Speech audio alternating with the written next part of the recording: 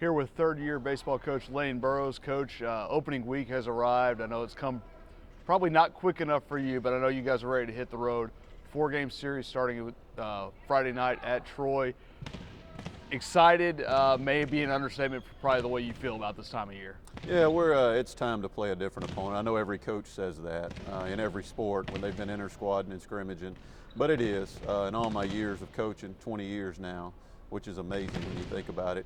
Time flies, but I think this team is prepared as any I've been around, and you know it's starting to get redundant in our inter-squads and getting stale. So we're excited about playing a different opponent. You know, we're not preparing this team for Friday night. We're preparing this team for late May and June is where we want to still be playing deep into the spring and early summer. So it's exciting to get it going. But once again, we're not preparing this team for opening day, which everybody's excited about. We're preparing to get better every day, and I know that's coach speak, and people say that a lot, but that's truly really what we're doing.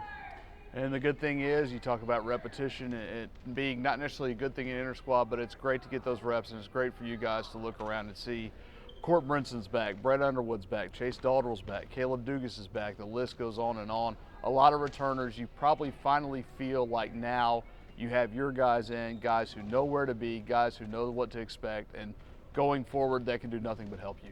It's easy for us as coaches because all the guys are back that played. They know our bunt coverages, our first and thirds, all that stuff, our pickoffs, and they know where to be, and they help those young guys. We don't have to constantly stand over them and yell where you got to be, and that's refreshing for the coaching staff that they can help as well coach those younger guys, and everything runs smoothly. Of course, it's practice, and it hadn't ran in a game, so we'll see. But talk about the reps.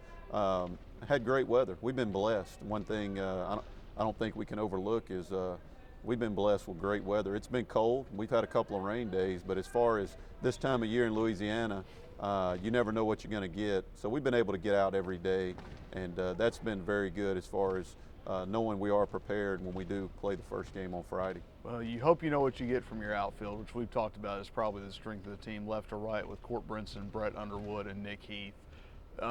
You mentioned, I think, when we talked, it's probably the most talented group of outfielders you've had in your 20 years of coaching.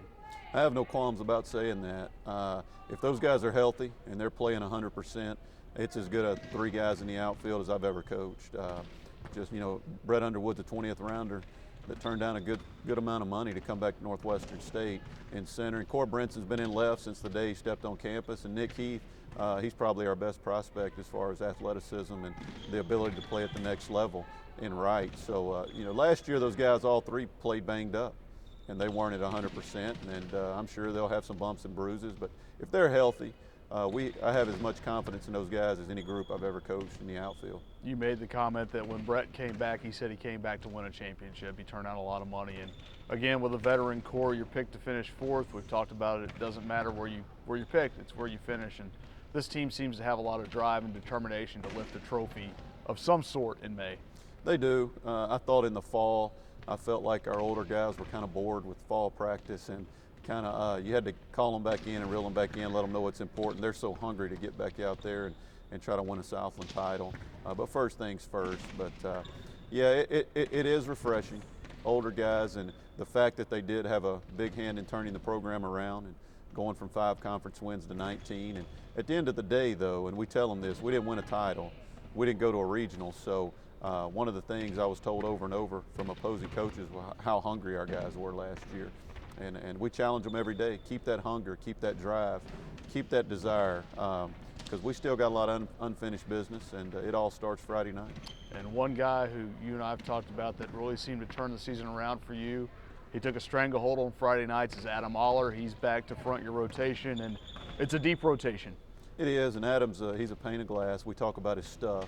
His stuff's good, but for a young guy, he doesn't let too much affect him. Even all the attention he's getting right now, he handles it about as well as anybody I've ever seen at a young age. But he's special. When he's on, he's as good as they are on Friday night in the country. It's just a matter of him. He's still a young guy, and he's pitched a lot of quality innings. We got a lot of quality and stressful innings back this year. Guys that have been out there and been through it and been put in spots that were very stressful. You know, I think about Brandon Smith last year was put in a situation, bases loaded, nobody out, and he got out of it with nobody scoring. So that's, as a coaching staff, you look at that and it makes you feel good, a sense of ease that those guys have been through it, and you're not necessarily going to have to throw them into the fire right out of the gate.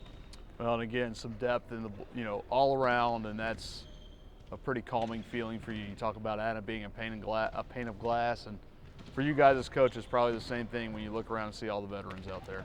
It is. The main thing with them is to keep their hunger, to keep their drive, remember what we're out here doing, and it's not about Troy and it's not about Friday night. It's about playing at a high level at the end of the year, and that's, again, I know it's cliche, but we want to be playing at a high level come May and June, and just stick with each other. We got a quality opponent to open up with. Troy University is very good coaching staff. Bobby and Mark and Brad, I've known those guys for a long time, competed against them for years, and have played in regionals against them. They coach a high level of baseball, and Scrap, assistant Mark, he's going to be the head coach starting next year. Bobby's announced his retirement, so I know their guys are going to go out and play hard for him, especially opening up his last year. So nothing but respect for Troy University, and excited to open up the season with them. Excellent. Thank you, Coach. Thank you.